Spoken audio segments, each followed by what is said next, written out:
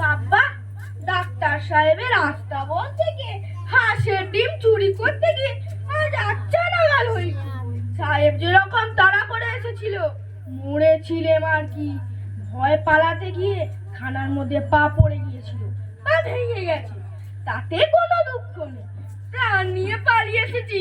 এই ঢের রোগীগুলোকে হাতে পেলে ডাক্তার সাহেব পটপট করে মেরে ফেলে। আমার তো কোনো ব্যবসা নেই, আমাকেই তো সেরে ফেলার জো করেছিল। এবারে আর রোজ রোজ হাঁসের ডিম চুরি করব না, একেবারে একটা তো হাঁসই চুরি করব। আমাদের ঘরে ডিম পারবে? এই রে বাবা, এসে কি করি? আমার একটা পা খুঁড়া দেবে, মারের চোটে একটা পা খুঁড়া করে দেবে।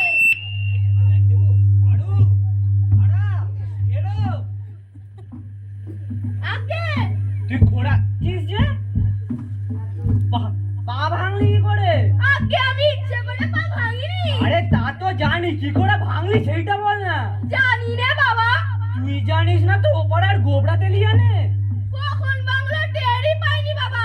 বটে, লাঠির বাইটা মাথাটা ভাঙলে টের পাবি বুঝি। না বাবা, এই মাথাটা বাঁচাতে গিয়ে পাটা ভেঙে গেছে। বুঝেছি, তবে বুঝি সেদিনকার মতো ডাক্তার সাহেবের বাড়িতে হাঁসের ডিম চুরি করতে গিয়েছিলি, তাই তারা মেরে তোর পা ভেঙে দিয়েছে। হ্যাঁ বাবা, আমার কোনো দোষ ছিল না, পা আমি ভাঙিনি, তারাই মেরে পা ভেঙে দিয়েছে। লক্ষ্মী ছাড়া তোর কি কিছুতেই চৈতন্য হবে না? চৈতন্য কাকে বলে বাবা? চৈতন্য কাকে বলে দেখবি? চৈতন্য একে বলে। এ তো আমার রোজই হয়। আমি দেখছি তুই জেলে গিয়েই মরবি।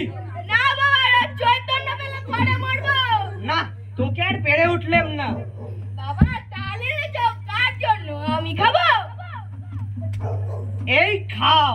এ তো ভালো লাগলো না। কি মা, তোর জন্য তালের বড়া রেখেছি, খাবি? আয়, যাচ্ছি মা।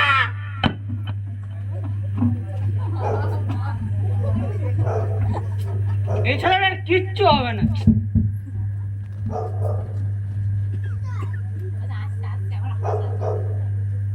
এই হাঁস উঠে গেছে রে।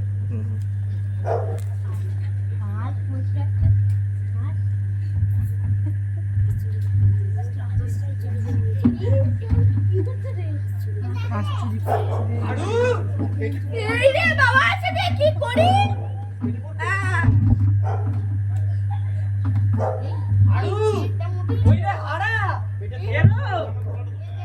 আগে তোর পেট হঠাৎ এমন ফুলে উঠলো কি করে? বাবা কাছে তালের বড়া খেয়ে অমন কেক কেক শব্দ করছে কেন?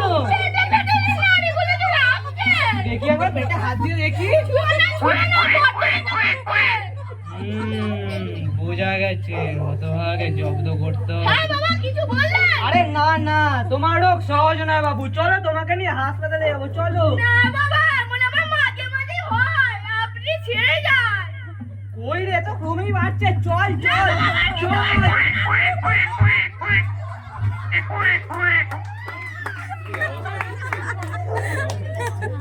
হাঁস ওকে মোবাইলে হচ্ছে। হাগো, কি হলো গো? এই যে হাঁসের মতো কেক কেক করে গো।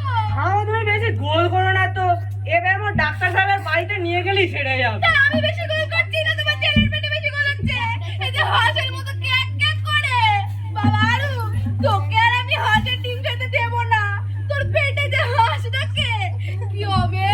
না মা, ও হাঁস নয়, ও তালের বড়া। হাঁস তোমাকে খেয়ে বলেছে, কখনো হাঁস নয়, হাঁস হতেই পারে না। আচ্ছা বাজি রাখো, যদি তালের বড়া হয়, তালের বড়া আমার ডাকে নাকি বাচ্চা? তুমি একটু চুপ করো মা, বেশি করে ডাকছে। আহা, আমার বসে দেবে, একটু কাজ আছে, কাজ ছেড়ে হাড়ুকে নিয়ে হাসপাতালে যাচ্ছি। ওগো, ওগো, আমার বাচ্চার কি হলো গো? আমার বাচ্চার পেটে হাঁস ডাকে গো।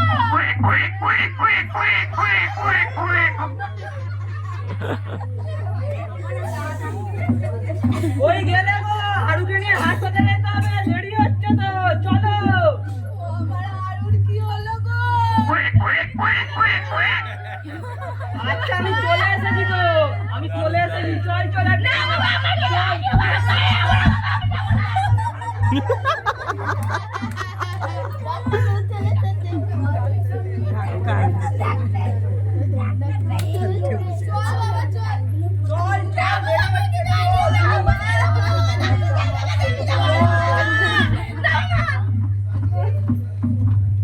তোমার পেটে কি হয়েছে? কিছু হয়নি সাহেব, আমাকে মাফ করো, আমার কিছু হয়নি। কিছু হয়নি তো কি? তোমার ব্যায়াম আমি সমস্ত বুঝিয়েছি। স্যার তোমাকে আছুয়ে বলছি, আমার কোনো ব্যবসা হয়নি। তোমার ভয়ানক ব্যায়াম হয়েছে। সাহেব আমার ব্যায়াম আমি জানি না, তুমি জানো? এর যে যা কিছুতেই থামে না। তোমার ছুরি ব্যায়াম হয়ে আছে, ছুরি না দিলে সারিবে না। সাহেব এই না তোমার হাত, তোমার এই হাত কোনো মতে আমার পেটে ছইলো না। এর যে ডিমগুলোই ছিল ভালো। তবে রে সাহেব আর আবশ্যক নেই, আমার রোগ একেবারে কমে গেছে। আরে সব ধরা পড়ে গেল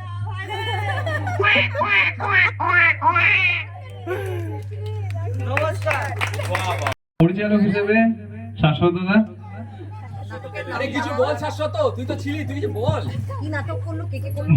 বলার মতো কিছু নেই। আজকে সকাল থেকে প্রচন্ড বকা দিয়েছি এদেরকে, যে একটুও ভালো হচ্ছে না তোদের। রীতিমতো একে আমি মেরেছি, কানমোলা দিয়েছি, প্রচুর কান্নাকাটি করেছে। কিন্তু আমাকে ওঠার সময় বলে যে শাশ্বতদা যদি ভালো হয় তাহলে ভালো কিছু পাবো তো, তাহলে নিশ্চয়ই ভালো কিছু পাবি। যথেষ্ট ভালো করেছে, এবার বাকিটা তো আপনারাই বলবেন যে কেমন করেছে। খুব ভালো, ভালো ভালো ভালো। ধন্যবাদ। নাটকের মায়ের চরিত্রে ছিল সোহিনী চক্রবর্তী, হারার বাবার চরিত্রে রাতুল নন্দী, আমাদের হারাদন শ্রেয়ান বাড়ি, এবং আমাদের ডাক্তারবাবু। সুপ্রিয় মণ্ডল। এই ছিল আমাদের আজকের নাটক রোগের চিকিৎসা। ধন্যবাদ।